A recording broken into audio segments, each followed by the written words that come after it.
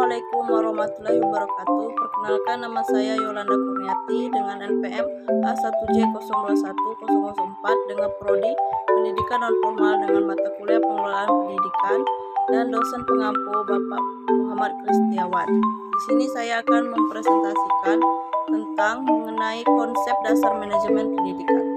Konsep dasar manajemen pendidikan yaitu terdiri dari 7 bagian. 1. Pengertian manajemen pendidikan. 2. Unsur-unsur manajemen pendidikan. 3. Tujuan dan manfaat manajemen pendidikan. 4. Pembagian manajemen. 5. Komposisi manajemen pendidikan.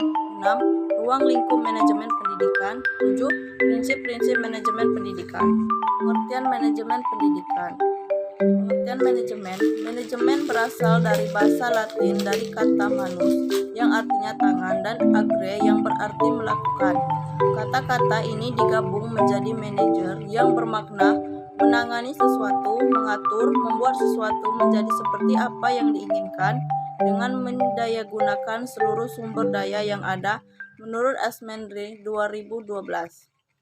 Manajemen menurut Terry 1986 adalah kemampuan mengarahkan dan mencapai hasil yang diinginkan dengan tujuan dari usaha-usaha manusia dan sumber lainnya.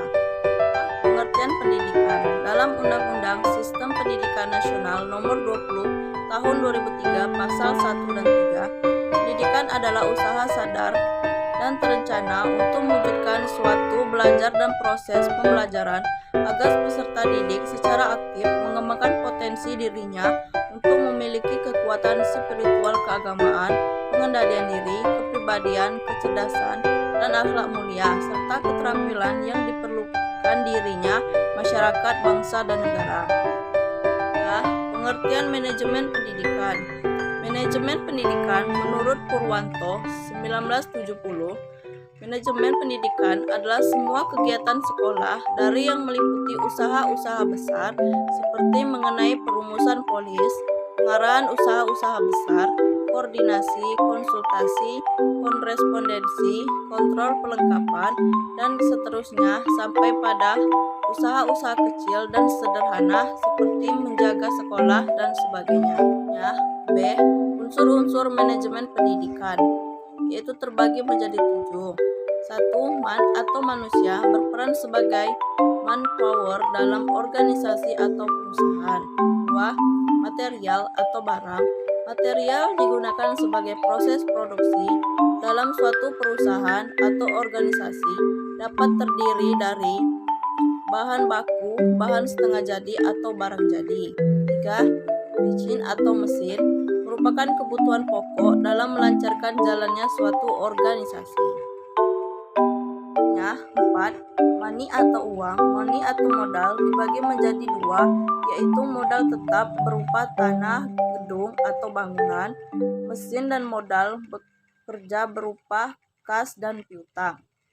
Metode atau metode. Pemilihan dan penggunaan metode yang tepat digunakan sebagai aturan atau cara-cara tertentu yang bertujuan untuk menghindari terjadinya inefisiensi dan pemborosan.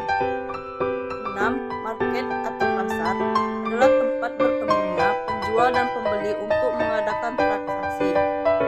7. Minute atau waktu merupakan waktu yang diperlukan dan dimanfaatkan dalam pencapaian visi dan misi suatu lembaga secara efektif dan efisien. Tujuan dan manfaat manajemen pendidikan.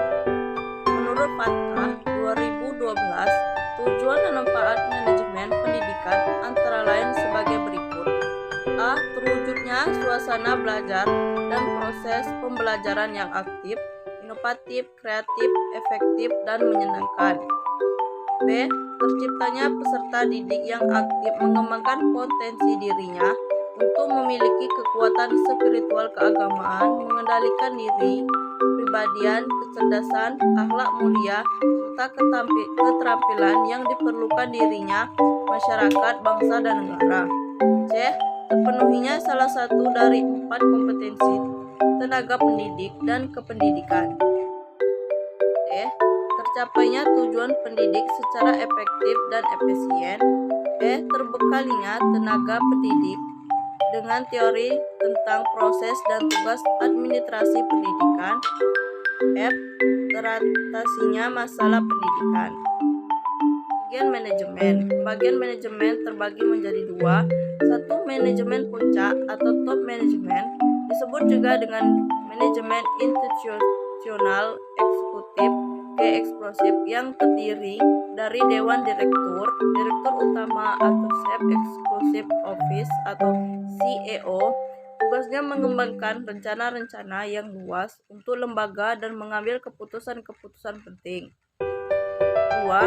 Manajemen menengah atau middle management, disebut juga dengan manajemen administratif, terdiri dari pemimpin pabrik atau para manajemen divisi, division manager.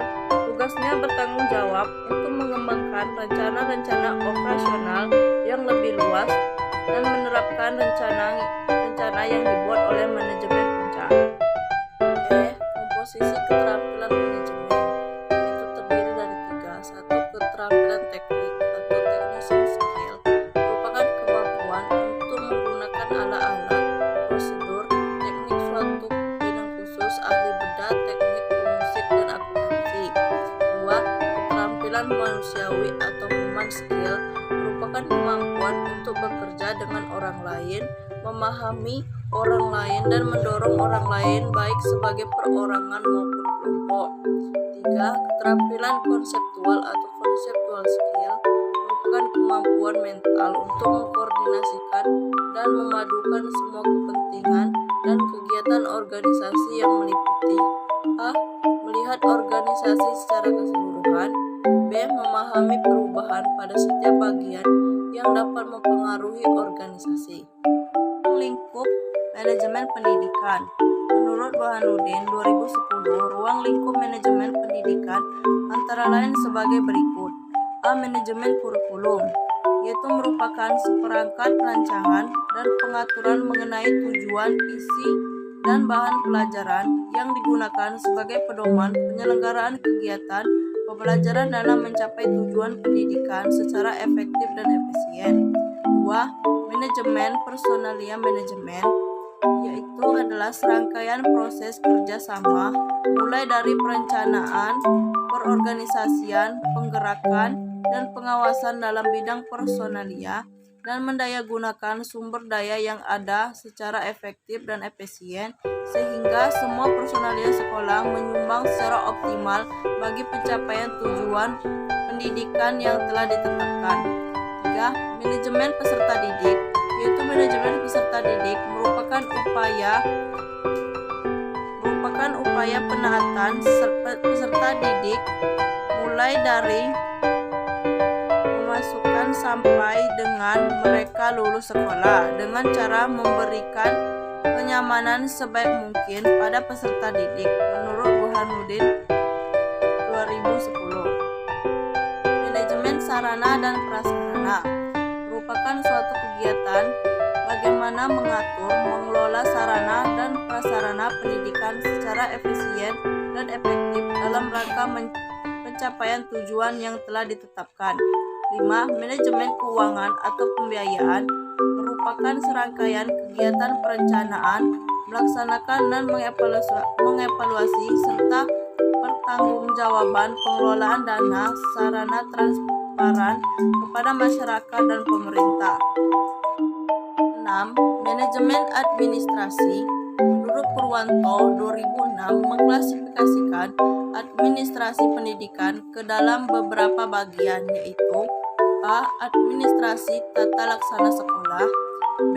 Administrasi personalia guru dan pegawai sekolah, C. Administrasi peserta didik, D. Administrasi supervisi pengajaran, E. Administrasi pelaksanaan dan pembinaan kurikulum, E. Administrasi pendirian dan perencanaan infrastruktur sekolah, G. Hubungan sekolah dengan masyarakat. 7. Manajemen humans merupakan fungsi manajemen yang diadakan untuk menilai dan menyimpulkan sikap-sikap publik, menyesuaikan polis dan produser, instansi, dan organisasi untuk mendapatkan pengertian dan dukungan masyarakat menurut Hasbul 2006. 8. Manajemen layanan khusus, yaitu suatu usaha yang tidak secara langsung berkenaan dengan proses belajar mengajar di kelas, tetapi secara khusus diberikan oleh pihak sekolah kepada para siswanya agar mereka lebih optimal dalam melaksanakan proses belajar menurut Asmedri 2012. Prinsip-prinsip manajemen pendidikan menurut Dongles 1963 yang merumuskan prinsip-prinsip manajemen pendidikan sebagai berikut. 1. Memprioritaskan tujuan di atas kepentingan pribadi dan kepentingan mekanisme kerja. 2. Menganalisis apakah hasil itu berkaitan dengan tujuan sekolah. 3. Berunding menetapkan sasaran-sasaran yang dibutuhkan.